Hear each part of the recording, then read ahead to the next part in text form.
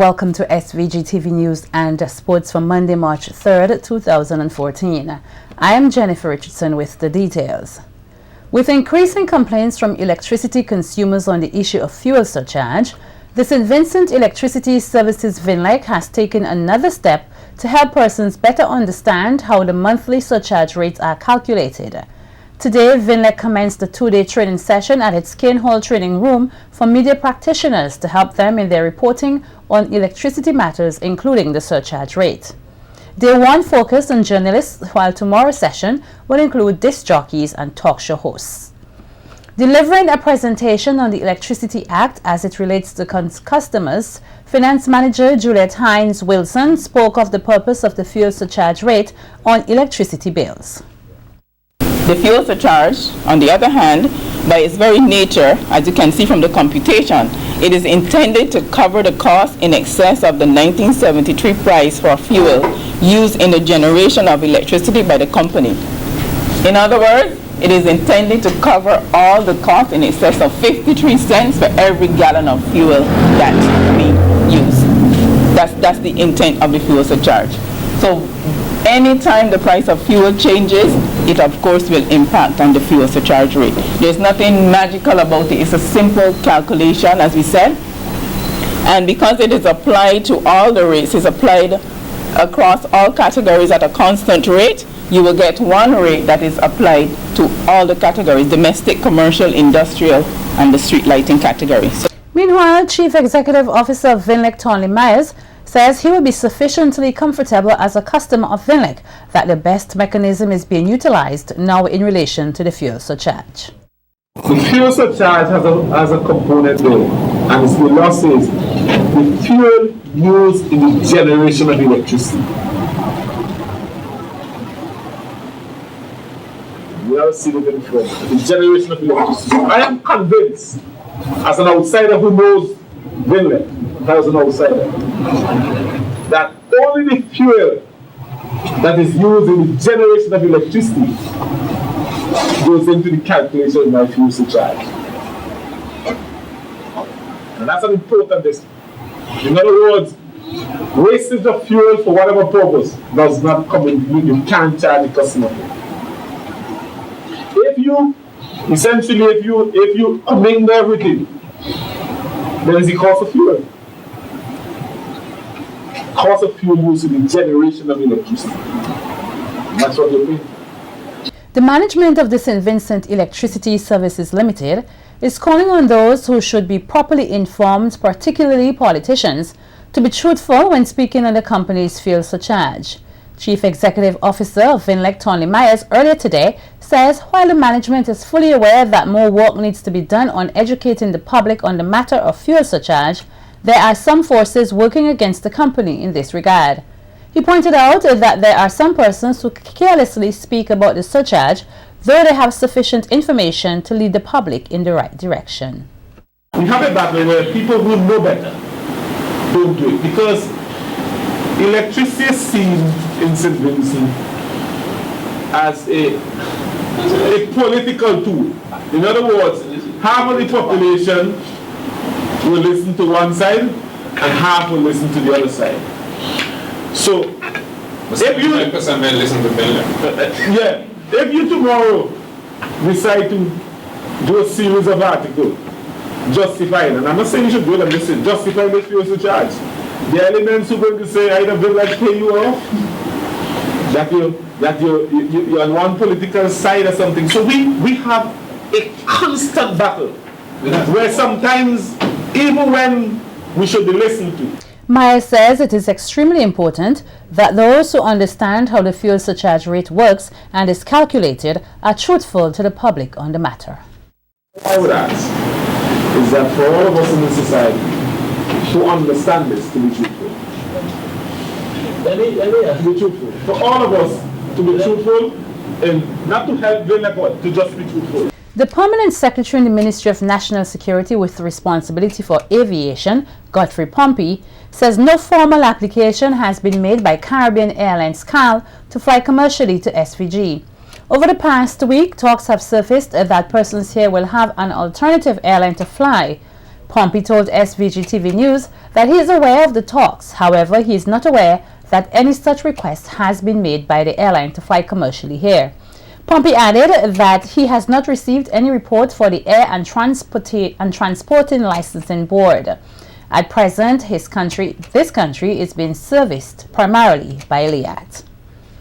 A cadre of persons here is being trained to respond appropriately in times of national crisis. A 4-day crisis management training session coordinated by the Seventh-day Adventist Church commenced here earlier today and is targeting counselors, social workers, and other potential relief workers who provide humanitarian aid in response to disasters. The program is being conducted by the Seventh-day Adventist Mission Team, which comprises professionals in the field from Trinidad and Tobago and from the Loma Linda University out of the United States. Addressing the opening ceremony at the NIS training room, Pastor Dermot Batiste said the church is pleased to be associated with the training program as they seek to bring about healing and restoration to those affected by the December 2013 floods. Someone says that the greatest injury that can be effected to anyone is not really physical, but that which is psychological and emotional. And sometimes people who are traumatized can carry scars for the rest of their lives. And it is very important that we surround them with all the love and the care, the support that we can muster so that we can help them recover from those emotional pains and scars and help them to get their life all back again. Heading the mission team is Dr. Winetta Baker of the Loma Linda University in California. She pointed out that since the establishment of its International Health Trauma Team in the early 90s, members have provided assistance during times of crisis in over 38 countries around the world, and they're happy to be of assistance to St. Vincent and the Grenadines. As we've traveled, our goal has always been to provide hope and to build capacity among the members, the persons that we serve. And this continues to be our goal here today as we start these 4 days of training. Our training includes didactic education on 2 models of crisis intervention. Psychological first aid is one of those models, and it focuses on intervening right at the moment of the crisis. So as soon as possible after the crisis has occurred, we would utilize those psychological first aid skills. The next model that we focus on in the training is utilizing 3 skills of the community resiliency model. And that model really focuses on intervention beyond the immediate. So looking at how to best work with folks who are affected the weeks after, the months after, and even in the years after. The training workshop will wrap up on Thursday, and it is hoped that the persons trained will form part of a cadre of psychosocial first responders here.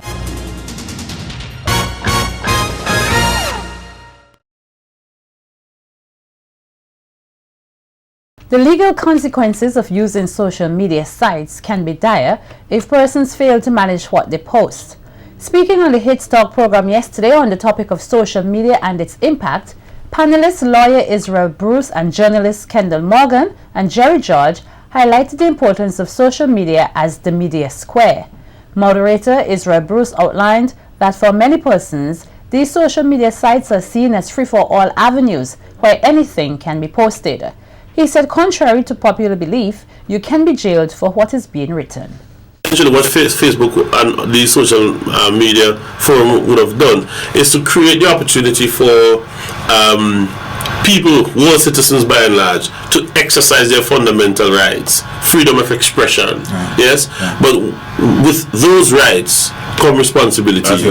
Yes, and so I wanted for our listeners here in St. Vincent and for those who are listening to us in the Caribbean and the rest of the world to also appreciate that you could find, if you do not manage your rights properly, then you could be infringing other people's rights, and that could have legal and other implications for you. Journalist Kendall Morgan reminded persons of the additional responsibility they now possess as users of social media.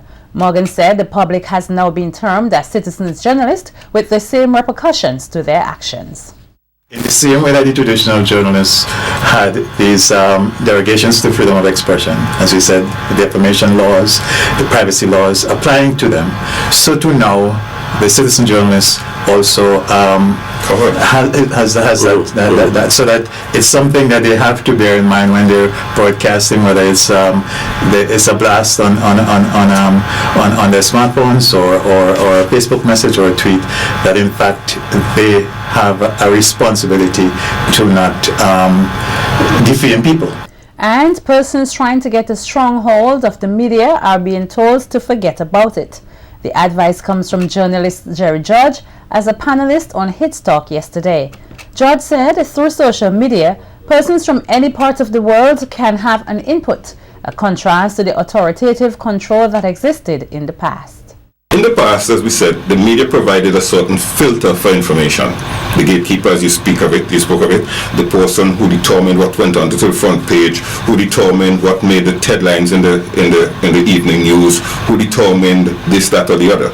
Today, nobody needs permission to broadcast, and this is happening even in corrupt countries, you know, and in authoritarian countries, because China is struggling to control, to keep its hold on social media, because people have this sense of freedom that they're not going to give up. So social media is shaping the events that we are all living in, and it is going to continue to do that. George added that a high price will have to be paid by the persons, groups or organizations that attempts to breach the social contract. Today, as long as the social contract is breached, the price is going to be heavy for any government or any group that breaches that social contract, because people have ways now of responding. People have ways of making their voices heard, and you cannot get away from it. And no matter what we want to think, it's not going to be a simple matter going forward. Former aspiring ULP candidate and former NDP PRO Ernesto Cook is now looking forward to contesting the next general elections as an independent candidate. Cook declared via social media site Facebook his intentions to be an independent candidate. Cook's Facebook page, dubbed Team Cook 2015, is urging persons to look beyond the colors of red and yellow, the colors of the two main political parties here. However, when contacted for an interview by SVG-TV News, Cook declined, citing that his media team would be making the necessary statements shortly. Opposition MP for North Leeward, Patel Matthews, is calling for an investigation to be conducted following the death of a woman who reportedly collapsed during a police raid at her home last Thursday. The deceased is 49-year-old Silma Kudo Thomas of Chateaubelair, who was diagnosed as having a stroke. She died at the Milton Cater Memorial Hospital on Friday. Speaking on the NDP's New Times radio program earlier today, the parliamentary representative recounted what was told to him by a relative of the deceased. Matthews outlined that to his knowing, the lady had no previous criminal record or ill health. However, she collapsed during the police search. Lady, home was being searched by the police, and during the search, she collapsed. Her speech began to blur, and the left side of her body appeared to be a bit numb, he said. Anyway, after she went to the Chateaubelair Hospital, she was sent out to Kingston, and she was dead the next day. I am not against the police and carrying out the responsibility as police officers. However, I think that in a situation like this, the police might have acted improperly in terms of the way the search was done, and the fact that they continued even after the woman took sick. There must be an investigation into this matter. Yes. Matter of fact, I am calling on the authorities. Yes, you have to do that. To conduct an investigation into the manner in which the police acted, to find out if by their inaction, if it is negligence that we have resulted in the death of this young woman. Matthews explained that the community is distraught by the woman's death and more so angry with the police's handling of the situation. This thing has been going on too long, and now it has who knows if this has resulted in the tragic loss of this lady's life, a mother of 2 and a grandmother as well. The community in Chateaubriand is very distraught, you know, and they are, because in their opinion, they are not saying that the police were directly responsible, but the way in which they behaved, the way in which they acted. On Saturday, SVG-TV News contacted members of the Criminal Investigation Department and the Chateaubriand Police Station, but were told that they were not aware of the incident.